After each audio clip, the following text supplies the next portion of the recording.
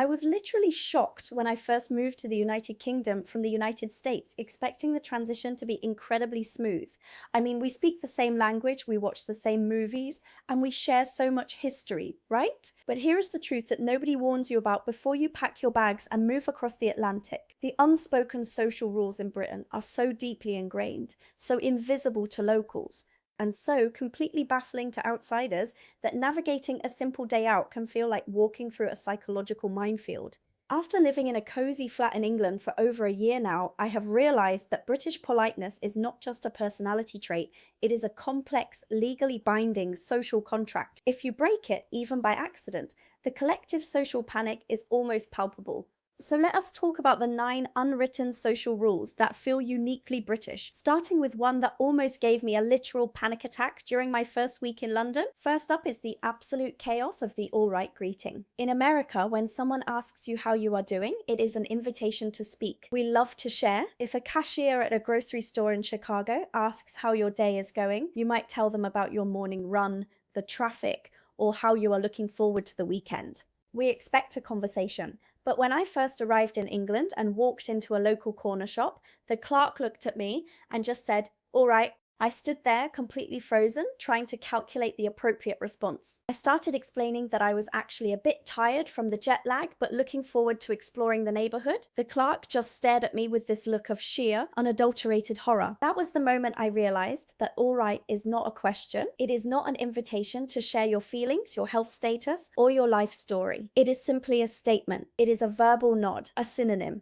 for hello. The only correct response to all right is to say all right back, preferably with a slight nod of your head, and then immediately move on. If you actually answer the question, you are violating a sacred boundary of personal space, and the silence that follows will make you want to evaporate into thin air. This brings us to the second rule, which is the famous, almost comical sorry reflex. In the United States, we generally only apologize if we have actually done something wrong. If we bump into a clothing rack or drop a plate, we say sorry. But in Britain, sorry is not an admission of guilt, it is a linguistic buffer. It is a shield used to keep the peace at all costs. I was walking down a crowded sidewalk near a beautiful old stone church on a rainy afternoon, clutching my umbrella, when a man who was looking at his phone walked straight into me. He was completely at fault. In America, I would have expected a quick "excuse me," or maybe even a slightly annoyed glance. But before I could even process what happened, this man gasped and said sorry. And then, without even thinking, I said sorry back. We both apologized to each other for an event that was entirely his doing. I have seen British people apologize to inanimate objects. If a Brit bumps into a mannequin in a department store, they will apologize to it before realizing it is made of plastic. It is a reflex designed to neutralize any potential conflict before it can even start. If you do not say sorry when someone else bumps into you, you are seen as aggressively rude, which is the ultimate sin in this country. The third rule is perhaps the most famous one of all, and that is the sacred geometry of the British queue.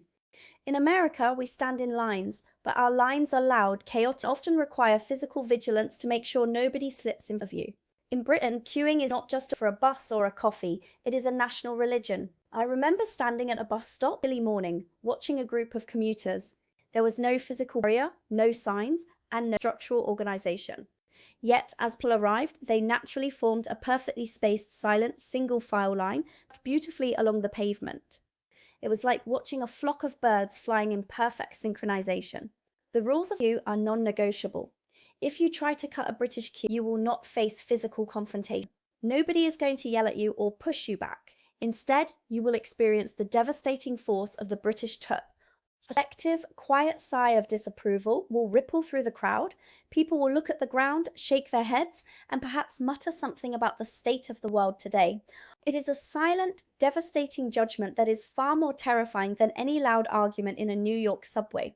Before we move to the next rule on this list, if you are loving these observations and want to show some real love to this channel, please hype this video up. Give it a like, share it with your friends, and leave a comment telling me your favorite weird cultural difference. It honestly helps so much and keeps this American expat fueled and happy. Now let us talk about rule number 4, which is the physical transition of leaving a social gathering, specifically the legendary slap of the thighs. In America, when we want to leave a party or a friend's house, we usually just wait for a break in the conversation and say something like, "Well, I probably get going."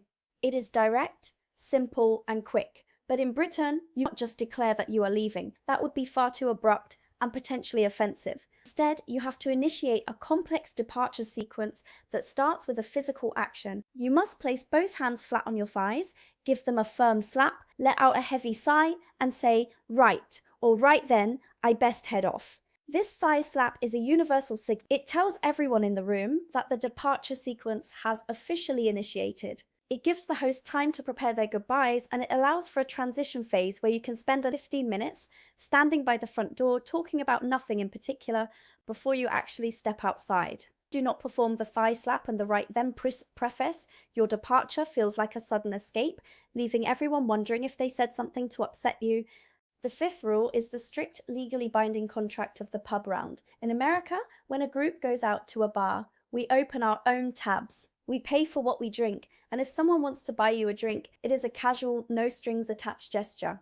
But in a traditional British pub with low wooden beams and a cozy fireplace, you do not buy your own drinks, you buy rounds. If there are 4 of you, one person goes to the bar and buys a round of 4 drinks. Then, when those drinks are nearly empty, the next person buys the next round, and so on. This is a sacred financial agreement. If you join a round, you are committing to staying until everyone has bought a turn. If you try to slip away after drinking 3 beers bought by your friends without buying your own round, you are committing social suicide. You will be branded as a cheapskate, and you will likely never be invited out again. I remember the absolute panic I felt the first time I had to buy a round for 6 people, frantically trying to memorize everyone's highly specific orders of lagers, ales, and gin and tonics while navigating a crowded bar. It is an intense test of memory and social duty. The 6th rule is the delicate, highly structured dance of the tea offering. In the United States, if someone visits your house, you might offer them a glass of water, a soda, or maybe a coffee. If they say no, you say okay and move on. In Britain, if someone crosses your threshold, you must offer them a cup of tea within the first 60 seconds. But you cannot just make the tea. There is a script that must be followed. When the host offers, the guest must initially downplay their desire, saying something like, "Oh, only if you are having one." The host must then insist, saying, "Oh, it is no trouble at all. The kettle is already boiled." The guests can then accept, specifying exactly how they take it. And let me tell you, the preparation of British tea is a highly sensitive topic. I once made the mistake of pouring the milk into the mug before taking the tea bag out, and my British friend looked at me as if I had just committed a crime against humanity. The tea bag must brew first. The milk must be added sparingly, and the final colour must resemble a specific shade of beige. Anything else is a disaster. Also, this is exactly the kind of thing I go much deeper on with the people who support this channel directly. So if you are sitting there thinking, okay, I need the fuller version of this story, join the membership below. That is where I share the deeper thoughts, the more personal side of all this, and the extra bits I cannot always fit into the main videos. You get behind the scenes access to my actual chaotic expat life and our amazing little community, so come join the family. This leads us to rule number 7, which is the unwritten law of the London Underground, also known as the Tube. This is a metal carriage of absolute silence. When you step onto a crowded train car, in America, subways can be loud, sociable,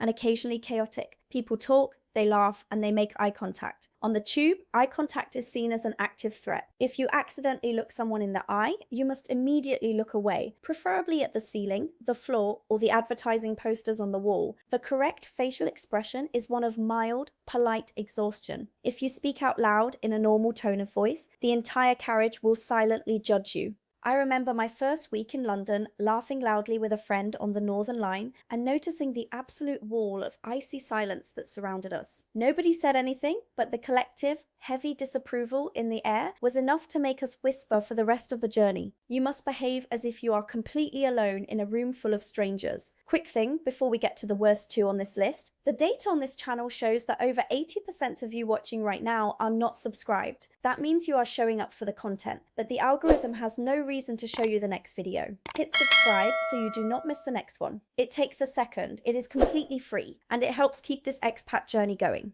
The 8th rule is the universal bonding ritual of weather complaining. In America, we talk about the weather if it is extreme, like a massive snowstorm or a heat wave. But in Britain, the weather is the default social lubricant.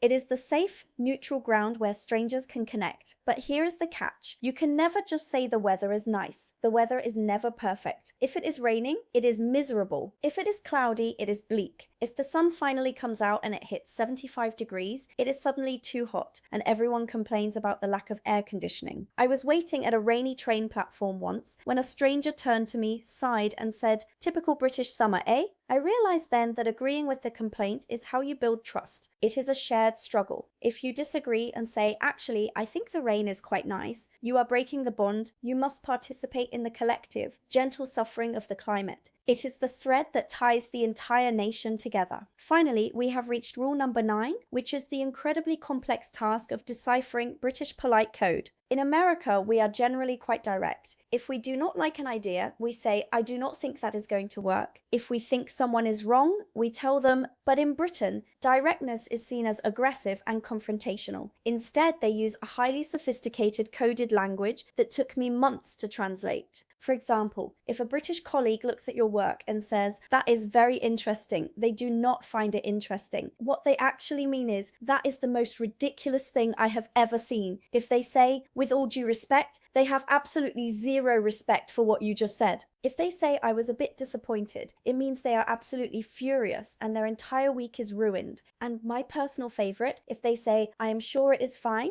it means they are 99% sure it is a complete disaster, but they do not want to be the ones to tell you. Learning to read between the lines of this polite, passive-aggressive code is the ultimate test of surviving in the UK. It is a language of subtlety, reservation, and a deep-seated desire to avoid making a scene at all costs. Living here has been an absolute adventure, and while these rules seemed bizarre at first, I have grown to absolutely love them. They create a society that runs on a quiet, predictable, and incredibly polite rhythm. If you can master the all right greeting, the thigh slap, the sorry reflex, and the art of the perfect beige cup of tea, you will find that the UK is one of the most welcoming and wonderfully unique places in the entire world. Just remember to never ever cut the queue.